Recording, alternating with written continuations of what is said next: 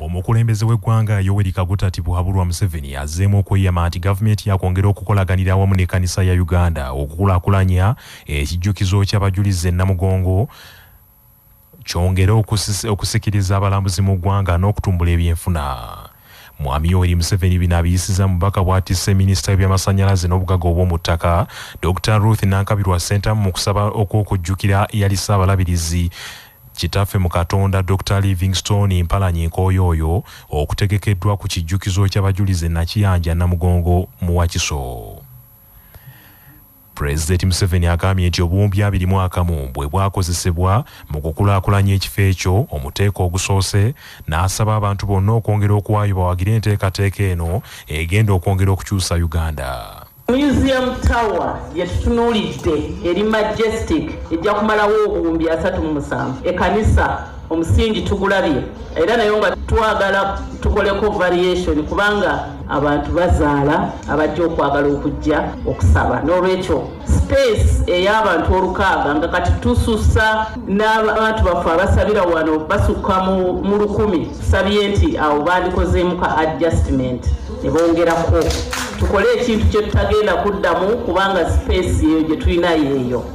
Jjajjawo Obuyisiraamu Omulangira Dr. Kasimu Nakibinge Kakungulu agambye nti omugenzi yalina enkolagana y'amaanyi nnyo n'enzikiriza ez'enjawulo teyasosolanga mu bantu era yali muntu ayagaliza abalala era nga akola emikwano.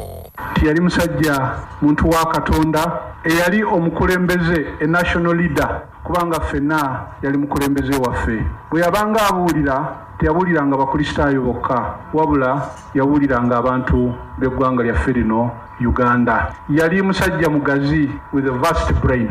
Yali ddala nga munnaddiini naye nga amanyi okukola emirimu egizimba eggwanga. Naye n'ekirala yali omuntu eyalina emikwano emingi nga buli omu gwe yasinkana yafuuka mukwano gwe. Nze kimu kye namulabako kwe kuba n'emboozi ya buli muntu. Ssentebe w'olukiiko Ssaabalabirizi w'ekkanisa ya Uganda Kitaffe mu Katonda Dr. Samuel Stephen Kazimba Mugalu bw'abadde akulembeddemu okubuulira atendereza nnyo Dr. Livingstone Mpalanyi Nkooyooyo kati omugenzi olw'omukwano gwe yalina eri abantu.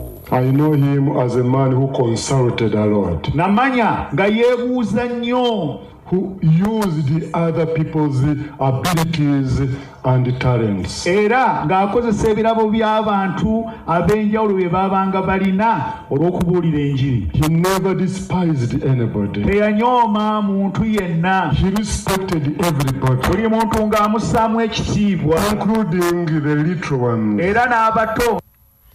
Ssentebe w'olukiiko olukulaakulanya ekijjukizo ky'abajulizi eky'e Namugongo omulabirizi wa Central Buganda yawummula Kitaffe mu Katonda Jackson Matovu agambye nti bamaliriza okuzimba ekkaddiyizo era nga kaakano ekisigadde kwe kuzimba amphitheatre ne museum tower. Ebisobodde okukola mu ebyo Nkooyooyo byaleka yayagala ekifo kino kikyuke kive ku Namugongo oli gwe mwamanyi ow'edda naye kibeere ekifo ekirimu ebyobulambuzi eby'eddiini naye nga abantu bajja kulaba ekifo abantu 25 nga 12 bakristo n'abalala 13 nga bakristaayo nga bayokerwa mu kyoto kimu ne bateegaana kukkiriza kwabwe. Eyo vision gye yafuna ng'akubye obufaananyi yagenda okubeera museum tower. Museum tower eyo ejja kubeerako emyaliro 7 naye nga buli mwaliro guliko history wa Uganda okubira ddala eri mu Stone Age nga n'obukristaayo tebunnajja.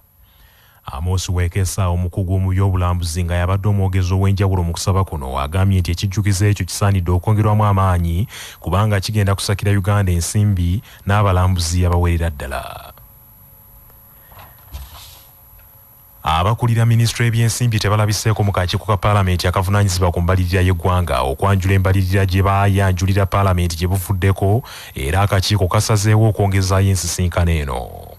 Akakiiko kano kabadde kayisaako abakulira minisitule y'ebyensimbi okusisinkana ababaka abatula kakiiko ak'ebyensimbi wamu ne bassentebe b'obukiiko bwa paalamenti obw'enjawulo okubanjulira embalirira gye baayanjulira paalamenti ng'ennaku z'omwezi 23 omwezi oguwedde ogwa Desemba. embalirira ekyali mu bubage eyayanjulwa mu paalamenti ya buwumbi 49 ya trillioni 49 n'obuwumbi 988 ng'eneesinga ku mbalirira ey'omwaka guno kumpi obuwumbi 10.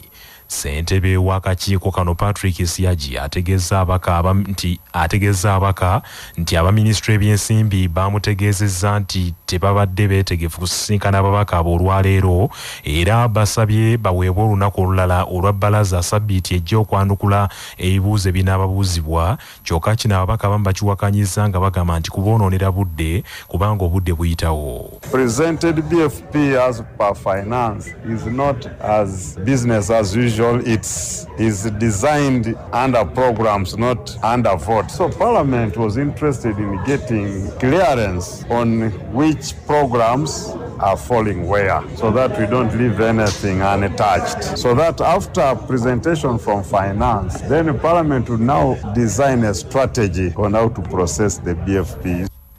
Wabula omubaka ono Patrick Siagi agambye nti singa abakulu bano tebalabikeko ku bbalaza abaka bakutuula balabe engeri y'okukolamu emirimu gyabwe ng'abakulu abo tebaliiwo. So I would want us to propose that they therefore come on Tuesday and full house with all the ministers and the PSST. Short of that, we are going to waste time on Monday again. I am telling you the truth. Thank you, Chair. For the problem with that, we shall be losing another day. So that's why we are saying Monday or never. If they can't appear on Monday, we will proceed our way. Omubaka akiikirira Mawogola South mu Parliament Goreti Namugga ng'atuula ku kakiiko kano ategeezezza nti bano okwebulankanya buli kadde kiraga nti waliwo ebikukusibwa. Chanaku finance committee tezze naye teyasobodde natutegeeza mbutongole na mu budde nti temutawaana kujja bwe baali baleeta budget framework paper nga 21 December. Leader of opposition yagamba speaker nti speaker tusaba otubikulye ku bye baleese kya bulijjo bannaffe baleeta empapula enkalu ne babikkako eziriko ze bawandiseeko kungulu ne bagamba nti tuleese kubanga ennaku zibagamba nti mu kaseera bwe kati nga 31 December muteeka okubanga muleese ekiwandiiko bulijjo baleeta ebintu ebitaliiwo ffe ne tubitwala kati guno omukisa tugufunye okumanya nti bulijjo finance ekola submissions nga tebannaba kuba ready.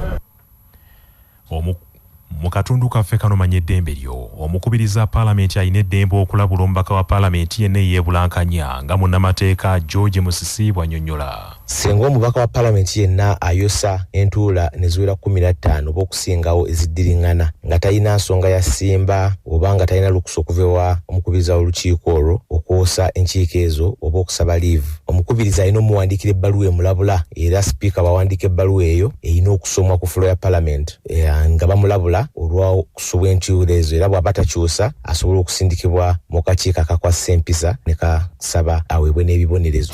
Manya obuvuno obuddo obw'eddembe lyo tonyigirizibwa ddembe lyo ery'obwebange ddembe lyakutuusibwako Sahara Muchuzi Mixi akanzaali akazitoya envaazo ne zifuna obuwoomi obusukkulumu saako Sahara tangawizi tea amajaani agawa caayi w'eddekende naye n'afuna obuwoomi obutagambika byakakasibwa UNBS nga biri mu maduuka gonna.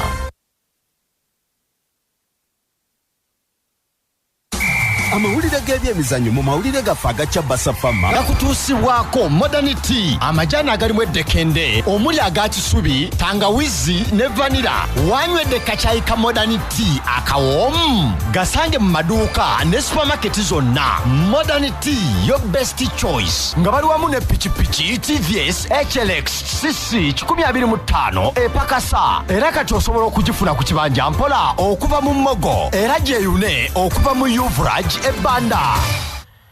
Tiimu y'eggwanga ey'omupiira ogw'ebigere ya Uganda Cranes egudde maliriga goolo emu ku emu ne Cameroon mu mupiira ogw'omukwano ogubadde gugendereddwamu ttiimu zombiriri okweteekera empaka za Africa Nations Championships CHAN ez'omwaka guno.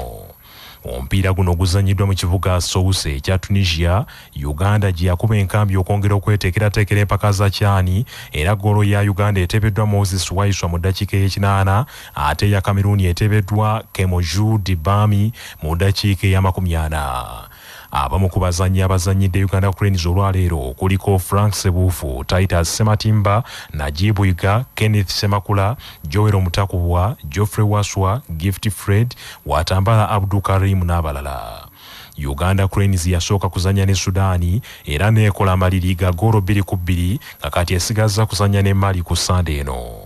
Empaka za CHAN zigenda kubeerawo okuva ng'ennaku z'omwezi 13 January okutuuka ng'ennaku z'omwezi 4 February mu nsi ya Algeria, era Uganda eri mu kibinja B ne Democratic Republic of Congo, Ivory Coast ne Senegal. Omupiira gwayo gusookawo gwegenda okusooka okuzanya yakusamba DR Congo ng'ennaku z'omwezi 14 omwezi guno. Ebyo nga biri bityo, empaka za Premier League ebongereza ziddamu okuzanyibwa leero. Mu kiro kino ku ssaawa 5 ez'ekiro n'omupiira gumu ogwavaawo mpitewo wakati wa Chelsea ng'ezuzumba ne Manchester City. Nga tugenda mugebweru soko jjukire bino nga bikutuusibwako era mu Uganda Limited abakugu mu kutukolera eddagala lyonna lye tweyambisa mu bulunzi bwaffe, ate balina n'abakugu abeebuuzibwako ne batuwa amagezi ge tweyambisa mu bulunzi ku bwereere wonna woogeetaagidde, ssaako n'ebyuma ebyeyambisibwa mu bulunzi bwaffe bwonna. Olwalira ennaku z'omwezi 5 omwezi ogwa Gatonya omwaka 2023. Lwali beruti mu mwaka 2018 gy'emyaka 5 egyakayita, ekkanisa ya Uganda yali mu kukungubaga olw'okufa kwe yaliko ssaabalabirizi w'ekkanisa ebuna wonna kitaffe mu Katonda Dr. Livingstone Mpalanyi Nkooyooyo. Dr. Livingstone Mpalanyi Nkooyooyo yafiira mu ddwaliro lya Kampala Hospital Kololo yali ajjanjabirwa kookolo emimiro. Ssaabalabirizi Nkooyooyo yakulembera ekkanisa ya Uganda okuva mu 1995 okutuuka mu 2004, yafiira ku myaka egy'obukulu 79 n'aleka nnamwandu Ruth Nalweyiso Nkooyooyo ne bamulekwa. We yafiira nga y'omu ku baali bawomye omutwe mu mulimu ogw'okuzimba ekkaddiizo ly'abajulizi abakristaayo e Nakiyanja, ng'omulimu guno yali aguddukanya ne Bapererujja Lwasi, ng'ono naye kati mugenzi. Amawulire okuva ebweru w'eggwanga gakutuusibwako ebbaati lya Orient Tiles eryakasabukululwa aba Uganda Baati, liri mu kika ky'ettegula erinyumisa ekizimbe ate nga ppangaazi mu langi ez'enjawulo. Orient Tile likoleddwa mu tekinologiya omupya ng'era bali wamu ne Imara Hotel ekyengera Mugongo ng'okyamidde ku lw'e Masaka we mufunira empeereza ez'omulembe zonna ez'ebya woteeri n'akamwenyumwenyu. Essimu 0750 598 0 agavuda mu kunoonyereza wano ku Kyabasa Famma gakutuusibwako Amasharu Uganda Limited abakuleetera eddagala Glyphoma erita olumbugu, Demish, obuwuka bw'emmwanyi, Metako ku kiwotoka. Essimu 0773 77 51 nga balina Esara Afro Chicks abaluza obukoko obw'olulyo n'okubugema era bakola n'emmere y'enkoko n'okukuwa amagezi mu by'obulunzi. Esara Afro Chicks. Mu mawulire okuva ebweru w'eggwanga, omukulembeze wa Russia Vladimir Putin alagidde minisita w'avunaanyizibwa ku by'okwerinda alangirire essaawa 36 ez'ekutte nti Russia ewummuza ebyokulwanyisa era tegenda kutabaala Ukraine mu ssaawa eza 36 okutandika n'olwokutaano sabbiiti eno. Okussa wansi ebyokulwanyisa kikoleddwa mu nkola ey'okujaguza ssekukulu ey'aba Orthodoxi, emu ku ddiini ezisinga okusinzizibwamu mu Russia. President Putin bw'ati ategeezezza nti ne Ukraine esaanidde ekoppa ekyo ekikoleddwa Russia okussa mu nkola okusaba kw'abannaddiini mu mawanga gombiriri mu kujaguza amazaalibwa ga Kristo.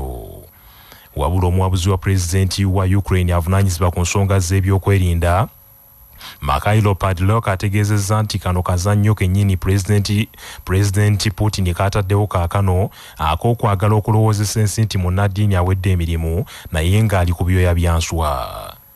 Ekiwandiiko ekifulumiziddwa gavumenti ya Russia kiraze nti Pulezidenti Putin tasobola kuddirizaamu mu kulwana kwe era takikoze nti afunyemu okukeŋŋentererwa, era Putin takikoze nti atidde, wabula yagadde kussa mu nkola okusaba okw'abakulembeze b'eddiini ya Orthodoxi okusinza n'okuwa abantu ekyanyi okusaba Katonda waabwe mirembe mu kiseera eky'okujaguza amazaalibwa g'omulokozi. Mu mawulire ag'empuna, poliisi e Columbia efuuse ekisekererwa bw'etimbye mu kibuga ebipande eby'abayaga b'ewenja, wabula ne yeerabira okuteekako amannya n'ebifaananyi byabwe. Poliisi mu kibuga Santa Marta yasazeewo olutalo lw'okulwanyisa abayaga erutwale mu bantu bagiyambeko okufeffetta abagiwaagye, wabula buli muntu yeebuuza enjaga poliisi gy'enywa. ebipande poliisi byeyatimbye biwandiikiddwako amannya amapaatiike agagambibwa nti ge gakozesebwa abayaga abo mu nnumba zaabwe ate mu kifo ewandigenze ebifaananyi by'abayaga poliisi yabiseewo bubisi tewali kyolaba. Bannaffe amawulire ag'essaawa eno kangamalirize mu bufunze. Ssaabasajja Kabaka empologoma ya Buganda Sseggwanga Ronald Mwena Mutebi owookubiri alagidde bannayuganda bonna okwongera okwenyigira mu nteekateeka ez'okugaba omusaayi mu lutalo olw'okumalawo ebbula lyagwo n'okukendeeza ku muwendo gw'abafa olw'ebbula ly'omusaayi. Kamalabyonna wa Buganda Charles Peter Mayiga atenderezza Papa Benedict ow'e16 olw'obwetowaze bwe mu bukulembeze obunyiikivu n'obunywevu bw'azaayolesa mu buweereza bwe agambye nti tebusangika mu bakulembeze ab'ekyasa kino. Pulezidenti Yoweri Kaguta Tibuhaburwa Museveni azzeemu okweyama nti gavumenti ye yakwongera okulaganiramu n'ekkanisa ya Uganda mu kukulaakulanya ekijjukizo ky'abajulizi e Namugongo kyongere okusikiriza abalambuzi n'okutumbula ebyenfuna. Bannaffe amawulire ag'essaawa eno bwe gatyo bwe gagenze. Sigala naffe ku CBS FM ey'obujjajja. Nze Joshua Musaasizi Nsubuga.